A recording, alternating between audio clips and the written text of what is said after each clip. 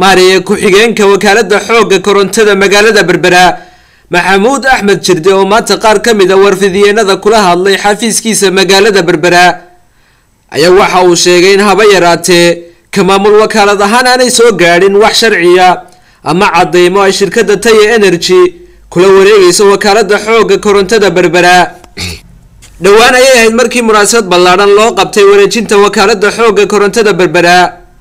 iyadoo munaasabadaasi uu goobjoog ka ahaa madaxweyne ku-xigeenka Jamhuuriyadda Soomaaliland iyo qaar ka mid ah wasiirada xukuumadda Soomaaliland Maxamuud Axmed Jirde maariye ku-xigeenka wakaalada xoogga korontada Berbera oo ka hadlaya wareejinta shirkadda Tayo Energy lagu wareejinayo wakaalada xoogga korontada Berbera ayaa waxa hadaladiisii ka mid ahaa sida tan wakaalada xoogga korontada ee Berbera haddii aad i weydiisay su'aasha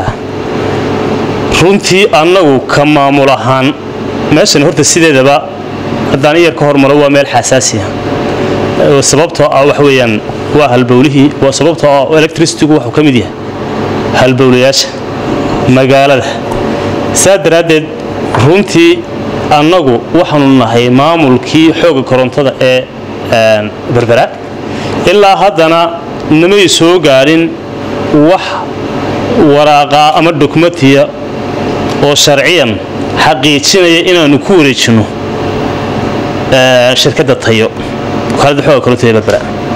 dhinaca kalena qaar ka mid ah cuqaasha gobolka Saaxil oo aanu yana wareys la xiriira wareejinta wakaalada korontada Berbera la yeelanay ayaa waxa laga xumaado ku tilmaamay in shirkadan waraaqa sharci ah sidan lagu wareejiyo wakaalada xoogga korontada Berbera waxaana hadaladii cuqaasha ka mid ahaa sida tan sanjilbaanaay waligay magaaladan joogay waan ku dhashay amrigay taaka lama iibin gabayada waa maqasheen Berberi wax gool lagu qaaday ka weyn dekada dhinac baa la iibiyey samiitadiyaa la iibiyey baalkanaa lagu socdaa waxa meesha looga jeedaa maxay tahay waxaanu ka soo horjeednaa dimka nin shiciba la siiyo oo nin shicib uu qaato masaakiintii awal hore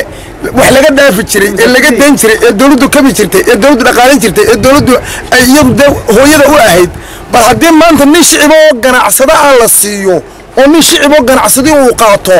bal yaa ummadii maanta marka wax weeye wixii masaakiinta ay dawladda ku hoosdanay leerka dawladda shidan jiray yaa u shidaya weligay ay xukumo qaali baa baxay ma raaci dhulka jiddiisa meel walba wad wareegsanayna raaci warna raacibo warna raaci hal isku yimaadeen raaci wax naga reeb waliba aanoo nasriina raaci warna raacibo maraanu isku daynayn xaaladda adag ee ka taagan wareejinta wakaalada xoogga korontada Berbera aan wax ka weydiino maamulka gobolka Saaxil iyo kuwa degmada Berbera ayaa haba yaraatee aan noo suura gelin balse maamulka golaha deegaanka degmada Berberi waxa uu noo sheegay in maalinta bari ay iskugu iman doonaan xildhibaanada golaha deegaanka degmada Berberi kalfadhi aan caadi ahayn oo ay kaga hadli doonaan wareejinta wakaalada xoogga korontada Berbera Khalid Xasan Nuur telefishinka madaxa bannaan ee Bulsha TV magaalada Berbera